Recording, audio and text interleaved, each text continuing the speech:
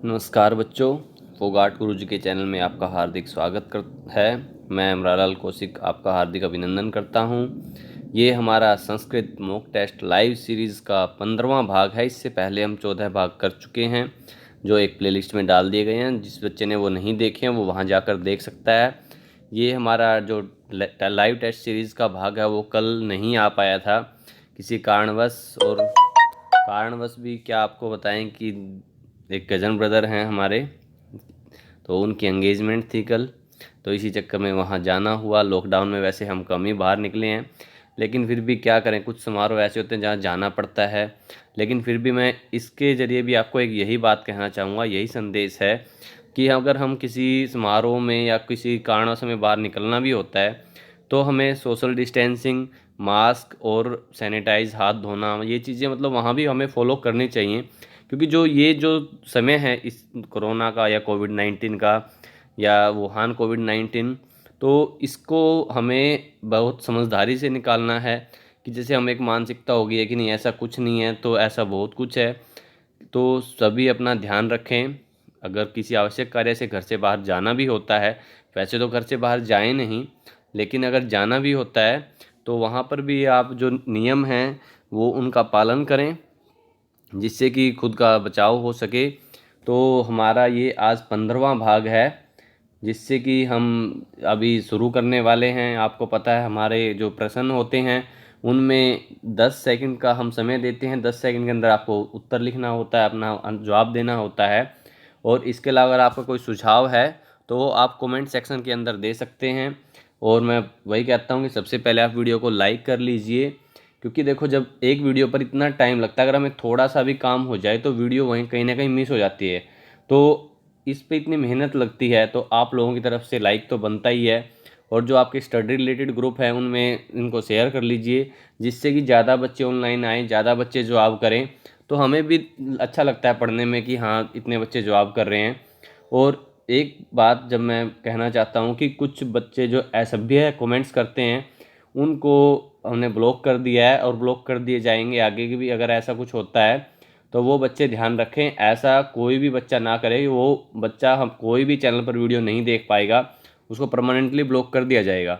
तो सभी बच्चे स्टडी से रिलेटेड ही अपने क्वेश्चन करें। इसके अलावा कोई भी कमेंट सेक्शन के अंदर ना लिखें। ये आपको रिक्वेस्ट भी है और वार्निंग भी है। तो हम अपनी वीडियो शुरू करते हैं। पहला प्रश्न आपके सामने है। हेतु रूप क्रियायाः प्रतिषेधोऽपि तत्फल प्रकाशने भवति। विशेषोक्ति, विभावना, अप्रस्तुत प्रशंसा या निदर्शना। हेतु रूप क्रियायाः प्रतिषेधे अपि तत्फल प्रकाशने भवति। विशेषोक्ति, विभावना, अप्रस्तुत प्रशंसा या निदर्शना। सभी बच्चे एक बार राम राम, नमस्कार, नमो नमः, जिससे कि ज़्यादा से ज़्यादा ट्रेंड हो सके। अपना जो भी जुड़ चुके हैं एक बार वो भी लिख लें और अपना आंसर देते रहें साथ साथ ही।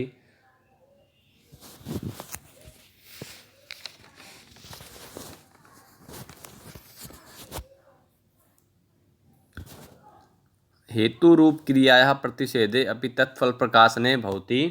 ये विभावना। तो हमारा यहाँ पर जो सेकंड ऑप्शन है वो सही है। और कई बच्चे होगा कि 31वां प्रश्न, क्योंकि हमने जो पिछला साहित्य से रिलेटेड प्रश्न पूछे थे उसमें हमने 30 तक, तो ये हमारा 31वां प्रश्न है इसलिए। और ये जो पहला प्रश्न है हमारा, हेतु रूप क्रिया है प्रतिषेधे अपि तत्फल प्रकाशने भवति। विशेषोक्ति ही, विभावना, प्रस्तुत प्रशंसा और निदर्शना। तो यहाँ पर हमारा आंसर हो जाएगा विभावना। तो यहाँ सेकंड ऑप्शन जो है हमारा वो सही है। और उन बच्चों को पहले कहा है कि बच्चे ऐसे 31.2 ऐसे करके लिखें, जिससे कि हमें कई बार नेट से आगे पीछे हो जाते हैं आंसर, तो पता लग सके कि कौन किस प्रश्न का जवाब दे रहा है। तो यहाँ पर सेकंड ऑप्शन जो है वो सही है। अगला प्रश्न है हमारा। विश्वनाथस्य काव्यलक्षणमस्ति। रीति आत्मा काव्यस्य, ध्वनि आत्मा काव्यस्य, वाक्यम रसात्मकम काव्यम या शब्दार्थौ सहितौ काव्यम। इनमें से विश्वनाथ जी का काव्य लक्षण कौन सा है? रीति आत्मा काव्यस्य है, ध्वनि आत्मा काव्यस्य है, वाक्यम रसात्मकम काव्यम या शब्दार्थौ सहितौ काव्यम।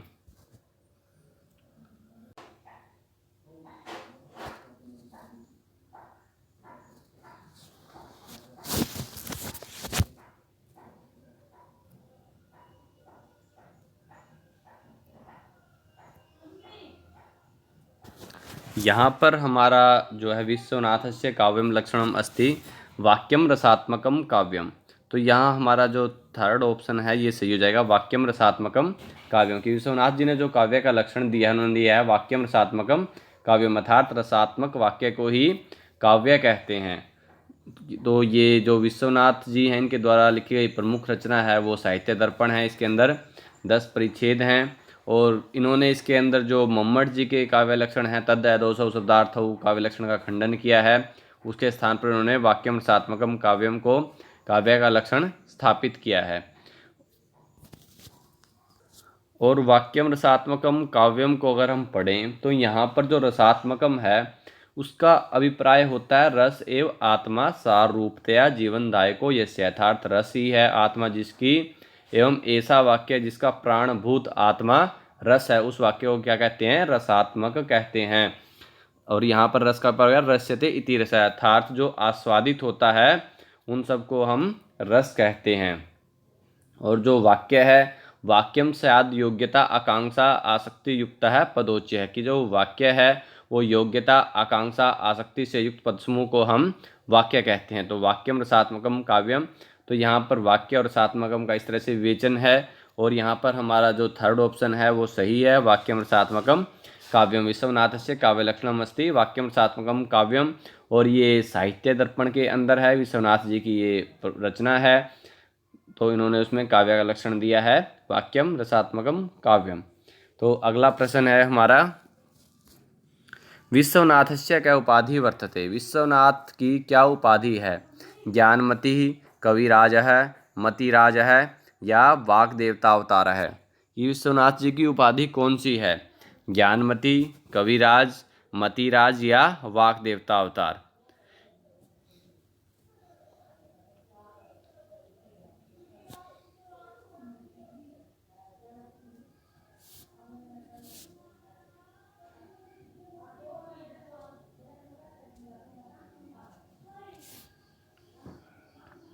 विश्वनाथ जी की जो उपाधि है, विश्वनाथ जी के बारे में हमने पहले बता ही दिया। इनकी रचना है साहित्य दर्पण और उनके अंदर 10 साहित्य दर्पण, ये इनकी रचना है। और इनकी जो उपाधि है वो कविराज की है, कविराज विश्वनाथस।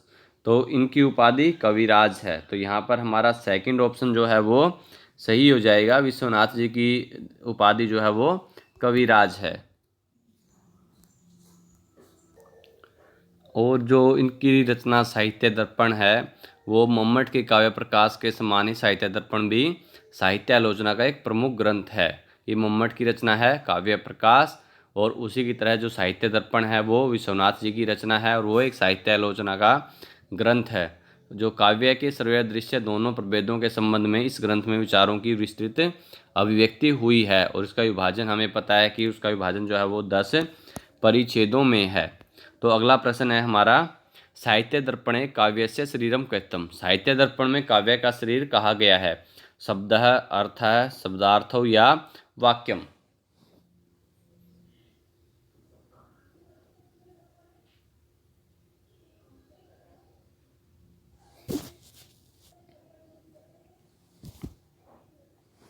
साहित्य दर्पणे काव्यस्य शरीरम कथितम, काव्य का शरीर कहा गया है शब्दार्थौ।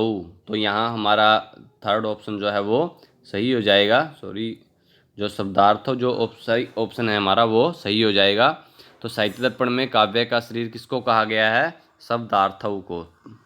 तो यहाँ थर्ड ऑप्शन जो है वो सही है। अगला प्रश्न है हमारा, साहित्य दर्पणानुसारम लक्षणायाः समस्त भेदाः सन्ति, साहित्य दर्पण के अनुसार लक्षणा के समस्त भेद हैं षट्, षोडश, चत्वारिंशत् या अशीतिः।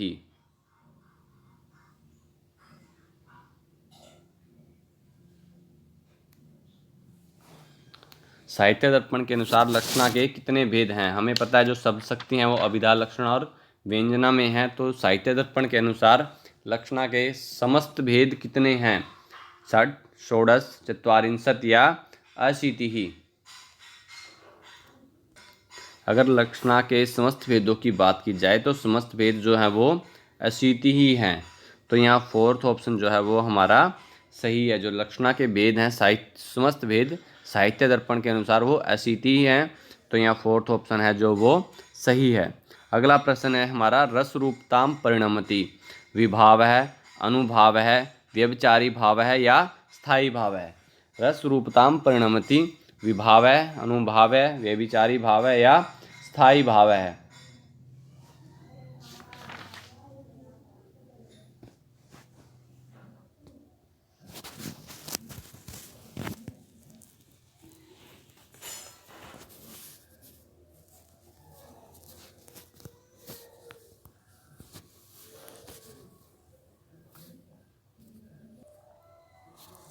यहाँ पर अगर हम रस रूपतामिस की बात करें तो यहाँ विभाव है, अनुभाव है, व्यभिचारी भाव है, स्थायी भाव है। तो हमारा जो फोर्थ ऑप्शन है स्थायी भाव है, ये सही हो जाएगा, क्योंकि जो रस के बारे में कहा गया है, विभाव अनुभावेन व्यक्त है संचारिणा तथा रसतामेतिरत्यादि स्थायी भाव है सचेत सामर्थार्थ, विभाव अनुभाव संचारी भाव से व्यंजनावृत्ति से अभिव्यक्त सहृदयों के हृदय में विद्यमान रति आदि जो स्थायी भाव रस के रूप में परिणत होते हैं। तो और रस क्या होता है हमारा, रस है स्वाद्यथा, रस आस्वादित होता है। तो इस तरह से जो रस का स्थायी भाव है वो परिणमति क्या है, स्थायी भाव है। तो फोर्थ ऑप्शन जो है वो हमारा सही। और अगर हम स्थायी भाव के बारे में बात करें तो स्थायी भाव क्या होता है, अविरुद्ध यानी कि अनुकूल या विरुद्ध यानी कि प्रतिकूल भाव जैसे तिरोहित करने में असमर्थ हो जाते हैं। तो रस के अनुभव का मूल रूप वह स्थायी भाव ये माना जा गया है। यह रति, हास, शोक, क्रोध, उत्साह, भय, जुगुप्सा, विस्मय इन भेदों से 8 है, और अगर सम को मिला दें तो कुल 9 प्रकार का जो स्थायी भाव हैं वो माने गए हैं। वो रति, हासश्च, शोकश्च, क्रोधोत्साहु, भयम तथा जुगुप्सा, विस्मय चेत अथम इत्थम अष्टौ प्रोक्ता समोपि च, कि इस तरह से ये 8 हैं, और समोपि च अगर सम को जोड़ दिया जाए तो वो 9 बन जाएंगे। तो इस तरह से स्थायी भाव अगर पूछे जाएं तो वैसे अगर 8 और 9 ऑप्शन है तो वहाँ हम 9 करेंगे अधिकतर, लेकिन वैसे सम के बिना अगर पूछें तो वो 8 स्थायी भाव हैं। तो रस रूपताम परिणमति के जो रस के अनुभव का मूल रूप क्या है, वो स्थायी भाव है। तो फोर्थ ऑप्शन जो है वो सही है। अगला प्रश्न है हमारा, क्रोध है स्थायी भावो वर्तते, क्रोध स्थायी भाव है वीर रस का, रौद्र रस का, विभत्स रस का या भयानक रस का।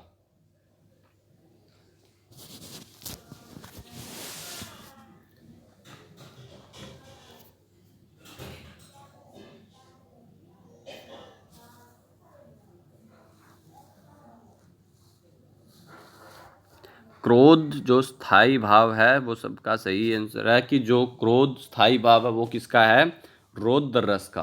क्योंकि जो हमारे रस हैं सभी शांत सहित 9 रस हैं, उनके सभी के स्थायी भाव होते हैं। तो यहाँ पर हमसे क्रोध का स्थायी भाव पूछा गया है, तो क्रोध का स्थायी भाव जो होता है वो क्रोध किसका स्थायी भाव है, वो रौद्र रस का स्थायी भाव है। तो अगर रौद्र रस के बारे में बात करें हम, जो इसका वर्ण होता है रौद्र रस का वो रक्त वर्ण होता है, और जो रुद्र हैं वो इसके देवता हैं। जैसे हमारे सभी ये याद होना चाहिए हमें कि हमारे किस रस का कौन सा स्थायी भाव है और इसका वर्ण क्या है और इसके देवता कौन हैं। तो यहाँ पर हम अगर उसके बारे में पूरा बात करें तो ज़्यादा लंबा हो जाएगा, क्योंकि मॉक टेस्ट के अंदर कई बच्चे बोलते भी हैं कि आप प्रश्न को डिस्कस करें, उसके बारे में डिटेल ज़्यादा हम बताएं, लेकिन अगर ज़्यादा डिटेल में हम चले जाएंगे तो प्रश्न एक लंबा हो जाता है और वो एक मॉक टेस्ट नहीं रह जाएगा फिर। तो इसलिए ज़्यादा हम डीपली नहीं जाते हैं प्रश्न के अंदर। फिर भी जो ऑप्शन होते हैं उनमें से मैक्सिमम हम डिस्कस करने की सोचते ही हैं। तो यहाँ पर हमारा जो है क्रोध का जो रौद्र रस के बारे में बता रहे हैं कि रौद्र रस का स्थायी भाव क्रोध होता है। इसके जो वर्ण है वो रक्त वर्ण है। जो रौद्र रस का जो वर्ण है वो रक्त वर्ण है, और जो देवता हैं वो रुद्र हैं।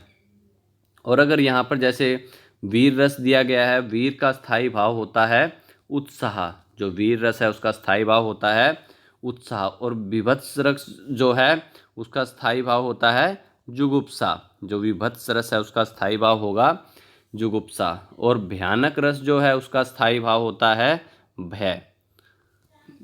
तो इस तरह से यहाँ जो ऑप्शन है, अगर इनके बारे में अलग से हम कई बार सोचते हैं कि इनके अलग से एक वीडियो हो तो इसके बारे में किया जाएगी, जिसमें सभी वर्ण हैं या स्थायी भाव हैं, देवता हैं, एक डिटेल में वीडियो बनाई जाए अलग से। अगर ऐसा कुछ आप भी सोच रहे हैं तो उसके बारे में भी आप अपना सुझाव दे सकते हैं कि ऐसा करें या नहीं करें। तो यहाँ पर हमारा ऑप्शन जो है वो रौद्र रस है, वो सही हो जाएगा कि क्रोध किसका स्थायी भाव है, वो रौद्र रस का स्थायी भाव है। अगला प्रश्न है हमारा, वीर रसस्य भेदो नास्ति, वीर रस का भेद नहीं है। दानवीर है, कर्मवीर है, युद्ध वीर है या दयावीर। किनमें से वीर रस का कौन सा भेद नहीं है? दानवीर, कर्मवीर, युद्धवीर या दयावीर।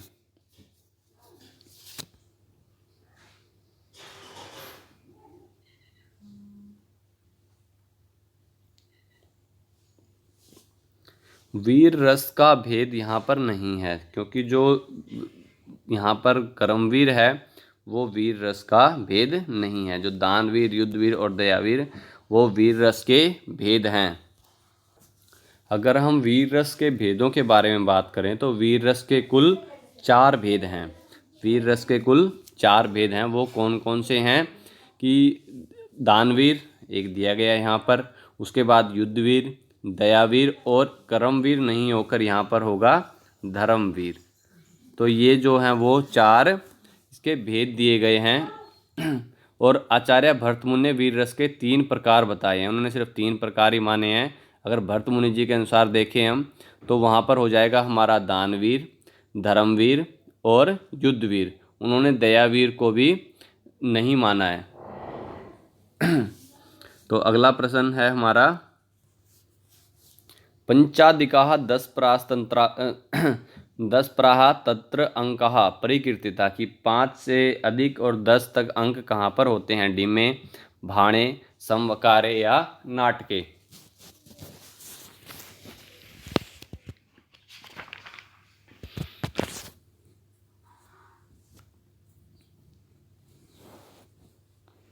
पाँच से 10 अंक कहाँ पर होते हैं? 5 से 10। हिंदी में अगर कहीं दिक्कत आ रही है, डिमे, भाणे, समवकारे या नाटके। तो नाटक में कितने अंक होते हैं हमारे? 5 से 10। तो वो हमारा ऑप्शन सी हो जाएगा, नाटके। और अगर हम इधर से ऑप्शन में बात करें तो समवकार है, यहाँ पर कितने अंक होते हैं? 3। और अगर हम भाण की बात करें यहाँ पर 1, और जो डिम है उसके अंदर 4। तो यहाँ पर डिम 4, भाण 1 और समवकार 3 और नाटक में 5 से 10। तो यहाँ पर हमारा पंचादिकाः जो प्रश्न है कि 5 से 10 के बीच में कहाँ पर होते हैं, तो उसका आंसर हो जाएगा हमारा नाटक में, कि नाटक के अंदर 5 से 10 अंक होते हैं। तो अगला प्रश्न है हमारा, त्रिपुरदाह उदाहरणम अस्ति। जो त्रिपुरदाह है वो उदाहरण है प्रकरणस्य, समवकारस्य, डिमस्य या इहामृगस्य।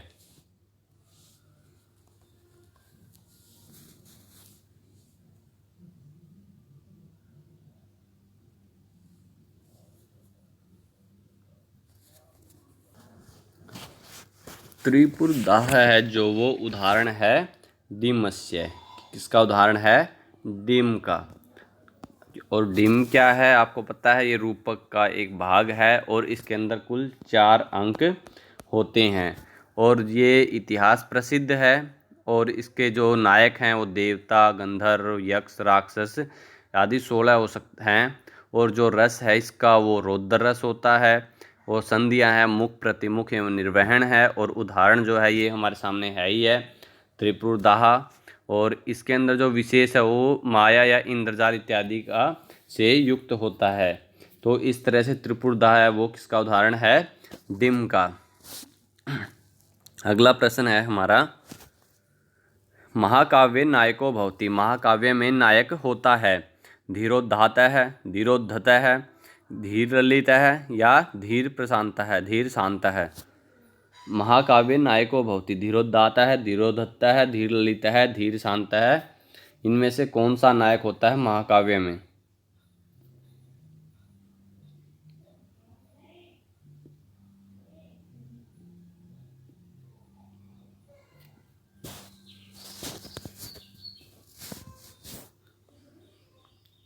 महाकाव्य का जो नायक होता है वो धीरोदात्त है, धीरोदात्त होता है। तो यहाँ पर हमारा पहला ऑप्शन जो है वो सही हो जाएगा। महाकाव्य काव्य नायको भवति धीरोदात्तः। तो इसलिए हमारा पहला ऑप्शन जो है वो सही है। अगला प्रश्न है हमारा, जैसे अगर इसमें हम देखें तो जो भी हैं हमारे धीरोदात्त नायक होंगे, महाकाव्य में जितने भी नायक होते हैं धीरोदात्त ही होते हैं। तो अगला प्रश्न है हमारा, स्वेच्छाकारे सरिणः स्वच्छाया सितेन्द्वः इत्यादि मंगल पद्ये ध्वनि अस्ति। वस्तु ध्वनि, अलंकार ध्वनि, रस ध्वनि या त्रिविधो अपि ध्वनि, कि यहाँ पर कौन सी ध्वनि है?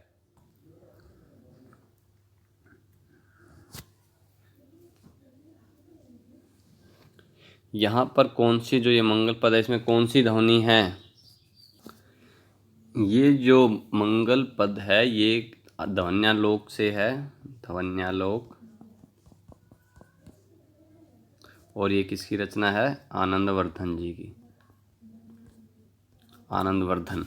और ये एक जो उदाहरण है ये तीनों ध्वनियों का है। यहाँ पर तीनों ध्वनियाँ, वस्तु ध्वनि, अलंकार ध्वनि, रस ध्वनि, ये तीनों ही ध्वनियाँ यहाँ पर हैं। तो इसलिए यहाँ पर हमारा ऑप्शन आंसर हो जाएगा फोर्थ। इसमें यही है, स्वेच्छाचारिण स्वच्छ साहित्यन्द्वः त्रायन्ताम वो मधुरिपोः प्रपन्नार्तो छिदो नखाहा। तो इस तरह से जो ये मंगल पद है ध्वन्यालोक से, और उसमें तीनों ही ध्वनियाँ हैं।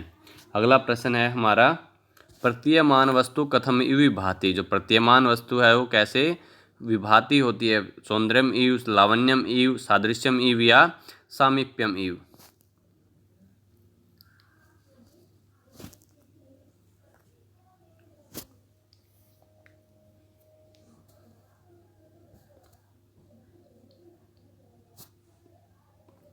यहाँ पर हमारा ऑप्शन हो जाएगा सेकंड, लावण्यम इव। प्रतीयमान वस्तु कथम इव विभाति लावण्यम इव, यहाँ पर हमारा सेकंड ऑप्शन जो है वो सही है। अगला प्रश्न है हमारा, श्लोकः श्लोकत्वम् आगतः इत्युक्ति वर्तते अभिनवगुप्तस्य, आनंदवर्धनस्य, राजशेखरस्य या विश्वनाथस्य, की जो ये उक्ति है वो किसकी है?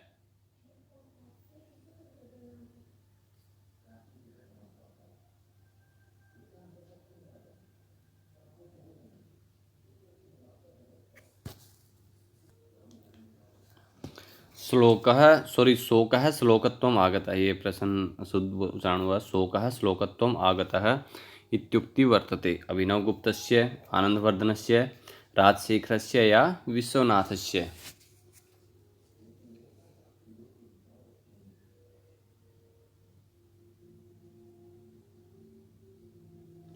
यहाँ पर हमारा जो प्रश्न है उसका उत्तर हो जाएगा आनंदवर्धनस्य। जो सेकंड ऑप्शन है हमारा वो सही है। ये जो किसकी उक्ति है?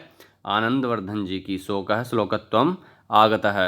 अगला प्रश्न है हमारा, वाल्मीकि रामायणे कति कांडानि सन्ति। वाल्मीकि रामायण है जो, उसमें कितने कांड हैं? 7, 7, 8, 10 या 60, कि उसके अंदर कितने कांड हैं?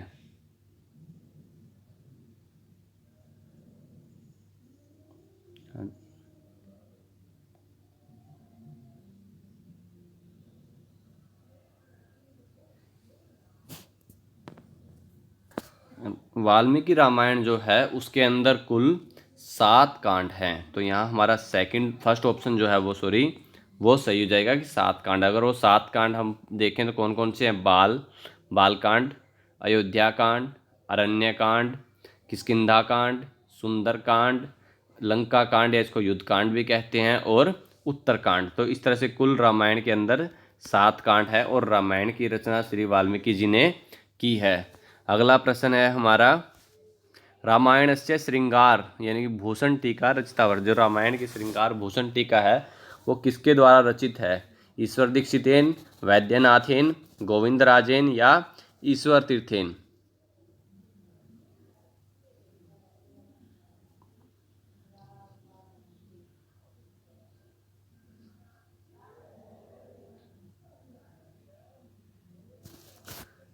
जो ये टीका है वो किसके द्वारा रचित है? यहाँ आंसर हो जाएगा हमारा तीसरा, गोविंदराजेन। यहाँ पर थर्ड ऑप्शन जो है वो हमारा सही है। अगला प्रश्न है हमारा, निम्नांकितेषु रामायण आधारितम नाटकम अस्ति। इनमें से जो रामायण आधारित नाटक है, प्रतिमा नाटक, वेणी संहार, स्वप्नवासदत्तम, प्रतियोगंधरायणम। किनमें से कौन सा रामायण आधारित नाटक है?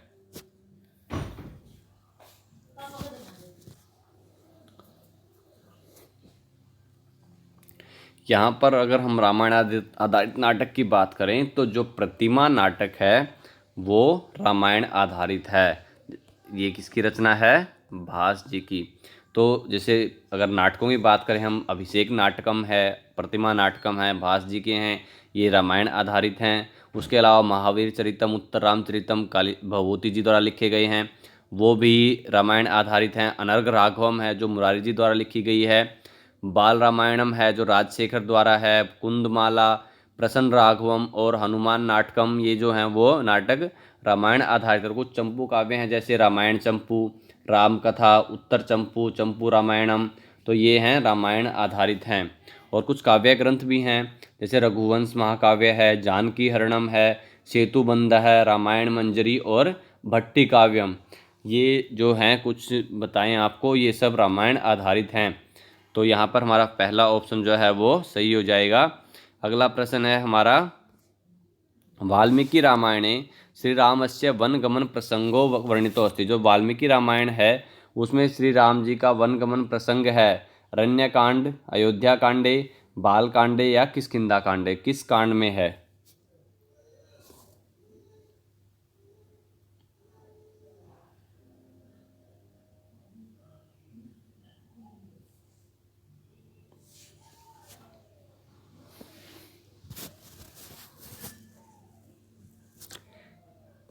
यहाँ पर जो राम वनगमन का प्रसंग है वो किस कांड में है? तो हमारा आंसर हो जाएगा सेकंड, अयोध्या कांडे की। इस कांड के अंतर्गत क्या आता है अयोध्या कांड में कि मंथरा के उकसाने पर जब रानी केकई के द्वारा राम को वनवास और भरत के राज्य सिंहासन मांगने की कथा के साथ ही राम के वनवास और भरत के द्वारा राम के चरण पादुका को सिंहासन पर बैठाकर राजपाट संभालने और स्वयं नंदीग्राम में निवास करने कथा का पूरा जो वर्णन है वो अयोध्या कांड के अंदर है।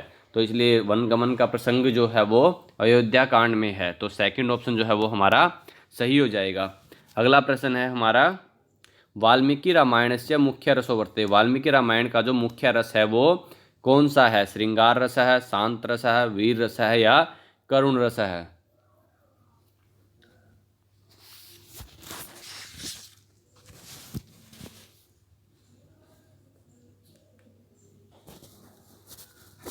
वाल्मीकि रामायण, और एक बात है जो है हमें पता है, जो रामायण है वो आदि काव्य है, कई बार पूछ लेते हैं, आदि काव्य है, और जो वाल्मीकि जी हैं वो आदि कवि हैं। तो कई बार पहले हमारे शायद मॉक टेस्ट सीरीज में भी हमने ये प्रश्न ऐड किए हैं, आदि काव्य और आदि कवि। तो रामायण का जो मुख्य रस कौन सा है? तो यहाँ हमारा आंसर हो जाएगा फोर्थ, करुण रस है। कि वाल्मीकि रामायण जो है वो उसका मुख्य रस कौन सा है? करुण रस है। जो हम करुण रस का उदाहरण भी लिखते हैं सबसे पहले वही श्लोक आता है हमारे, मा निषाद प्रतिष्ठाम तम ऐगम सस्वा यत् क्रोचाद मिथुनादवदि एकम काम मोहितम। तो इस तरह से जो है तो वो वाल्मीकि रामायण का जो करुण रस का जो उदाहरण है, और इसमें हमारा जो मुख्य रस है वो करुण रस ही है। अगला प्रश्न है हमारा, मा निस्ताद प्रतिष्ठां त्वम् ऐगमः शाश्वती समायत क्रोच मिथुनाद एकम वदि काम मोहितम। श्लोकोयम कस्य कविर्मुखाद निःसृतः। ये जो श्लोक है वो किस कवि के मुख से निकलता है? भवभूति कालिदासस्य, वाल्मीकि या व्यासस्य? मा निषाद प्रतिष्ठां त्वम् ऐगमः शाश्वती समायत क्रोचा मिथुनादेकम वदि काम मोहितम। ये जो श्लोक है किस कवि के मुख से निकलता है? और मैंने बताया ये आधार श्लोक किसका है? रामायण का। तो अब तो सही आना चाहिए सभी का आंसर। वाल्मीकि है। तो यहाँ थर्ड ऑप्शन जो है वो हमारा सही हो जाएगा। तो क्योंकि ये रामायण का जो करुण रस का उदाहरण भी है ये एक, तो यहाँ से इस श्लोक से प्रारंभ माना जाता है। तो जब ये श्लोक मुख से निकलता है तब वाल्मीकि जी रामायण रचना के बारे में प्रारंभ करते हैं, रामायण रचना प्रारंभ करते हैं। तो इस तरह से ये जो श्लोक है वो किस कवि के मुख से निकलता है? वाल्मीकि जी के। अगला प्रश्न है हमारा, अधोलिखितेषु महाभारतस्य नाम न वर्तते। इनमें जो है नाम उनमें महाभारत का नाम नहीं है। जय संहिता, विजय संहिता, भारत संहिता या सतसहस्त्री संहिता। इनमें से कौन सा महाभारत का नाम नहीं है?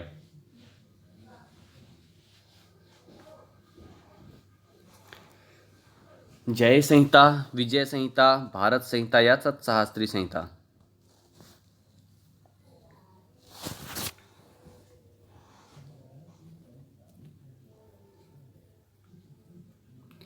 यहाँ पर हमारा ऑप्शन हो जाएगा सेकंड, विजय संहिता।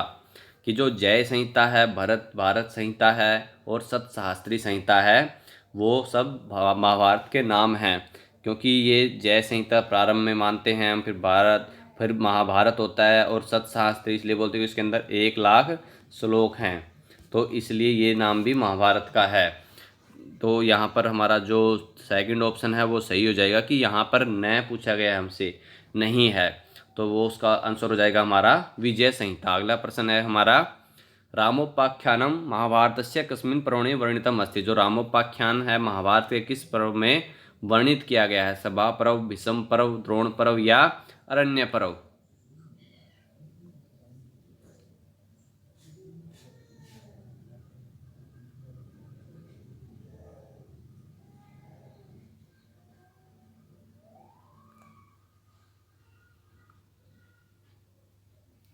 जो रामोपाख्यान है वो महाभारत के किस पर्व में वर्णित है? तो यहाँ पर हमारा ऑप्शन हो जाएगा अरण्य पर्वाणि। जो फोर्थ ऑप्शन है वो हमारा सही। हमें पता है महाभारत किसकी रचना है? वेद व्यास जी की, और इसके अंदर कुल 18 पर्व हैं, और श्लोक हमने बताए थे कि 1,00,000 इसके अंदर श्लोक, इसलिए इसको सतसहस्त्री संहिता भी कहते हैं। तो यहाँ पर हमारा जो रामोपाख्यान है महाभारत के किस पर्व में वर्णित है? अरण्य पर्व में। तो हमारा जो फोर्थ ऑप्शन है वो सही हो जाएगा। अगला प्रश्न है हमारा, महाभारतस्य षष्ठम पर्वम वर्तते। महाभारत का छठा पर्व कौन सा है? हमने बताया कि महाभारत के अंदर कुल 18 पर्व हैं, तो जो छठा पर्व है वो कौन सा है?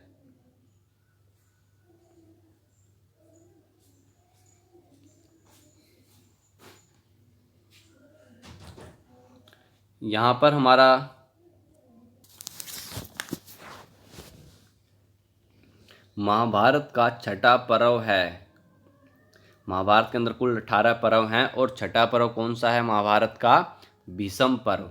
क्योंकि जो पहला पर्व है वो आदि पर्व, फिर सभा, फिर वन, फिर विराट, फिर उद्योग, और छठा जो है वो भीष्म पर्व है। अगर विराट पर्व की इनकी बात करें तो विराट पर्व तीसरा है, और ये तो अंत में है सब, और द्रोण पर्व जो है वो भीष्म पर्व के बाद आता है, तो ये तीसरा है, ये छठा है, और ये 7वां है।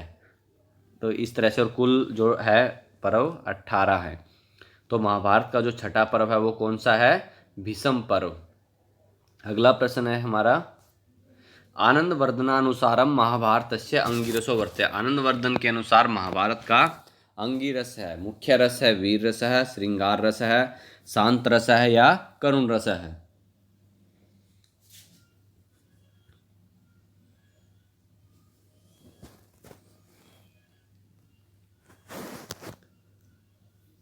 आनंद वर्धन जी के अनुसार महाभारत का जो अंगिरस है वो है शांत रस है।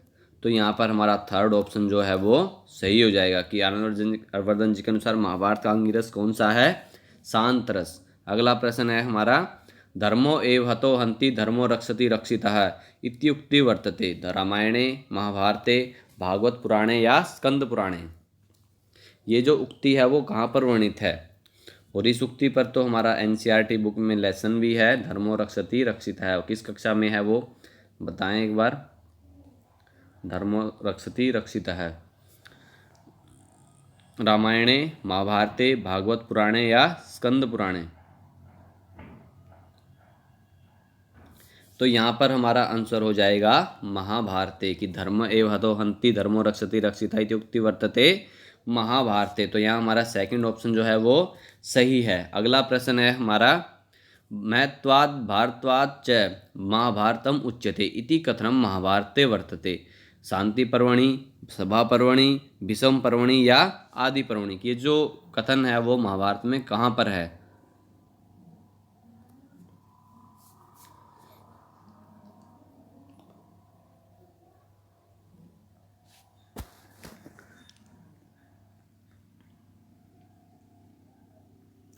यहाँ पर हमारा आंसर हो जाएगा आदि पर्वणि की। ये जो कथन कहाँ पर है, आदि पर्व में है, तो यहाँ फोर्थ ऑप्शन जो है वो हमारा सही है।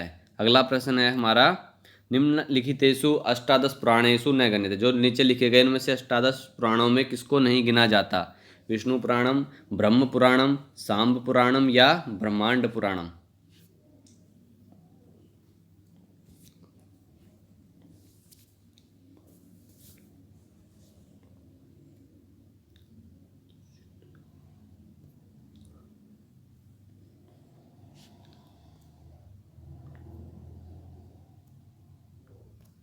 यहाँ पर हमारा आंसर जो है वो सांब पुराणम, क्योंकि विष्णु पुराण, ब्रह्म पुराण और ब्रह्मांड पुराण जो है वो 18 पुराणों में गिने जाते हैं, लेकिन सांब पुराण जो है वो 18 पुराणों में नहीं गिना जाता। इसलिए हमारा थर्ड ऑप्शन जो है वो सही हो जाएगा। अगला प्रश्न है हमारा, इतिहास पुराणाभ्याम समुपबृहेत इत्यत्र स्थानम पूर्णम कुरुत। वेदम, उपनिषदः, आख्यानम या वेदांगम। यहाँ पर जो रिक्त स्थान है हमारे सामने, उसके अंदर क्या आएगा? वेदम, उपनिषद, आख्यानम या वेदांगम।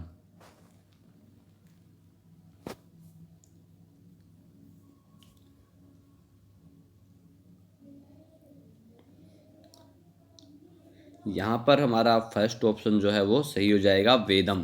पहला ऑप्शन है जो वो हमारा सही है, वेदम। इतिहास पुराणाभ्याम वेदम समुपबृहेत इत्यत्र स्थानम पूर्णम कुरुत वेदम। अगला प्रश्न है हमारा, श्रीमद् भागवत पुराणम विभक्तम। जो श्रीमद् भागवत पुराण है वो किसमें विभक्त है? अध्यायेषु, सकंदेषु, कांडेषु या खंडेषु। कि जो श्रीमद् भागवत पुराण है वो किसमें विभक्त है? अध्याय, स्कंद या कांड या खंड।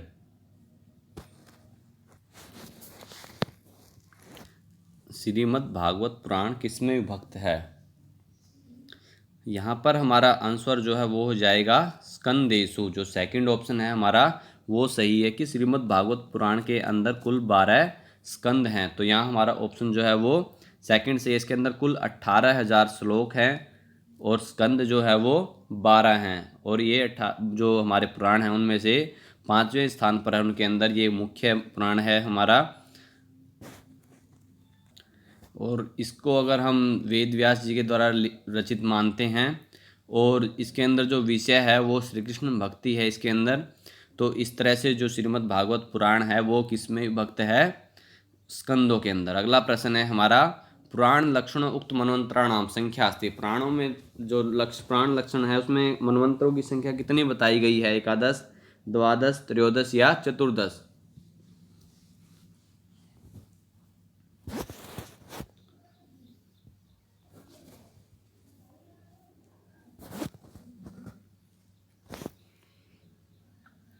यहाँ पर हमारा आंसर हो जाएगा चतुर्दश। जो मनवंतर हैं वो कितने बताए गए हैं? 14 है। तो हमारा फोर्थ ऑप्शन जो है वो सही हो जाएगा। इस तरह से ये हमारा ऑनलाइन टेस्ट सीरीज़ का 15वां भाग था। आपको ये कैसा लगा वीडियो, उसको अपना कमेंट सेक्शन में बताएं वीडियो के। और इसके अलावा आप वीडियो को लाइक करें। और मैं वही कहता हूँ, अगर आपको अच्छी नहीं लग रही है तो अपना फीडबैक के तौर पर वीडियो को डिसलाइक ज़रूर कर दें, कि हमें पता लग सके कि आपका वीडियो आपको कैसी लगी है। तो जो भी लाइव सेशन से जुड़े हुए हैं सभी बच्चे, उनको शुभ रात्रि, नमस्कार। और अपनी तैयारी करते रहिए। और आप जो भी आपको जैसी भी लगी वीडियो उसको और कई बार मैंने पिछली वीडियो में एक प्रश्न पूछा था एक बीच में, तो अगर कोई ऐसा प्रश्न बीच में पूछा जाता तो आपसे ये है कि उसको प्रश्न को जवाब देने की कोशिश किया करें, उसको करने की कोशिश करें। ऐसा नहीं है कि आप उसको बिल्कुल ही छोड़ दो, कि हमने अगर उसको नहीं आपको पूछ लिया आपसे तो आप उसको आंसर नहीं करोगे। अगर आपको नहीं पता है तो आप कमेंट सेक्शन में उसका पूछ भी सकते हो, कोई डाउट है उसके अंदर, लेकिन उसका जवाब अवश्य दें। इसके अलावा आप मुझसे सोशल मीडिया पर भी जुड़ सकते हैं। आप हमसे जो भी हमारे टेलीग्राम चैनल है या फेसबुक है, ट्विटर है, इंस्टाग्राम, उन सबसे जुड़ जाएं, जिससे वीडियोस के लिंक आपको इंस्टेंटली मिलते रहें। और यूट्यूब पर आप वीडियोस को सर्च करने के लिए हैशटैग या खाली मुरारी लाल संस्कृत लिखें बिना स्पेस। मुरारी लाल स्पेलिंग नीचे दी हुई है हमारी, उसके बाद संस्कृत, और आप इसको सर्च में करें यूट्यूब में तो जितनी वीडियोज़ हैं वो आपको मिल जाएंगी। और आप फेसबुक पर मुझे मुरारीलाल कौशिक के नाम से सर्च कर सकते हैं, ये मेरी फेसबुक आईडी है। और इसके अलावा आप ट्विटर पर मुझसे जुड़ सकते हो, ये मेरी ट्विटर आईडी है ML Kaushik 90। आप वहाँ फॉलो कर सकते हो। और इसके अलावा आप मुझसे इंस्टाग्राम पर जुड़ सकते हैं। ये m.l कौशिक, आपको वहाँ पर इंस्टाग्राम पर मेरा अकाउंट मिल जाएगा, जिससे आपको वीडियोज़ के सभी इंस्टेंटली आपको लिंक मिलते रहें। और आपको हैशटैग मुरारीलाल संस्कृत के नाम से जो मेंशन भी हो रहा है, वहाँ पर आप हमें यूट्यूब पर सर्च कर सकते हैं। और सभी बच्चों को धन्यवाद, शुभ रात्रि, नमस्कार, नमो नमः।